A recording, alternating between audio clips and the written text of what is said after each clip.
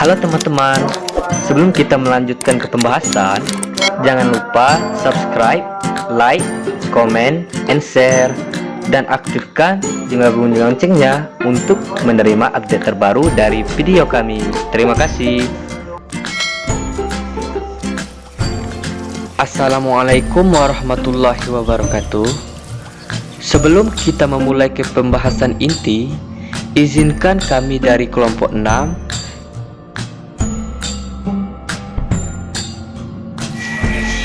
yang terdiri dari saya Muhammad Iqbal Fadel dan saya Aldi Pahera. Baik, sebelumnya yang kami hormati Bapak Rifki Nudiansa SHMH selaku dosen pembimbing mata kuliah Antropologi Hukum, dan yang kami hormati dan kami banggakan teman-teman seperjuangan yang selalu dalam rahmat Allah SWT. Baik, sebelum kita memulai pembelajaran kita, alangkah baiknya kita buka diskusi ini dengan mengucapkan Bismillahirrahmanirrahim. Pada kesempatan kali ini kita akan belajar mengenai fungsi hukum, tujuan hukum, dan kegunaan dari hukum itu. Baik, sebelum kita mengenal jauh tentang fungsi hukum, tujuan hukum, dan kegunaan dari hukum itu sendiri, alangkah baiknya kita mengetahui tentang pengertian hukum. Kata hukum secara etimologis biasa diterjemahkan dalam bahasa Inggris dengan kata law, sedangkan yang diambil dalam bahasa Arab yaitu hakum, yahkum, hukum, yang berarti memutuskan perkara. Sedangkan menurut pakar ahli hukum atau pakar filsafat Aristoteles, hukum tertentu adalah sebuah hukum yang setiap komunitas meletakkan ia sebagai dasar dan mengaplikasikannya kepada anggotanya sendiri. Hukum itu bersifat universal atau menyeluruh. Itu biasanya disebut dengan hukum alam. Sedangkan menurut pakar hukum yang lainnya mengartikan pengertian hukum, salah satunya S.M. Amin. Beliau mengartikan hukum itu adalah kumpulan peraturan-peraturan yang terdiri dari norma-norma dan sanksi-sanksi yang disebut hukum.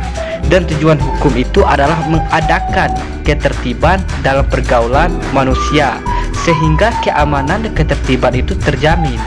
Dan masih banyak lagi yang lainnya pakar hukum yang mengeluarkan doktrinnya masing-masing. Salah satunya saya. Menurut saya, dan dapat saya simpulkan sendiri, bahwa hukum itu adalah suatu aturan yang bersifat memaksa dan mengatur peraturan-peraturan di bawahnya, bahwa jikalau hukum itu dilanggar maka akan dikenakan yang namanya sanksi.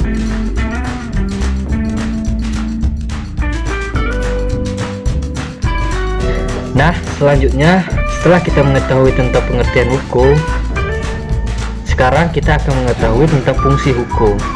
Yang pertama, fungsi hukum itu sebagai alat pengukur tata tertib hubungan masyarakat. Yang kedua, fungsi hukum sebagai sarana untuk mewujudkan keadilan sosial lahir dan batin. Ketiga, fungsi hukum sebagai sarana penggerak pembangunan. Dan yang keempat, fungsi hukum sebagai penentuan alokasi wewenang secara terperinci siapa yang boleh melakukan pelaksanaan untuk penegak hukum.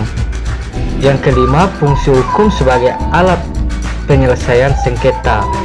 Yang keenam, fungsi hukum sebagai memelihara kemampuan masyarakat untuk menyesuaikan diri dengan kondisi kehidupan. Nah, selanjutnya kita akan mengetahui tentang tujuan hukum.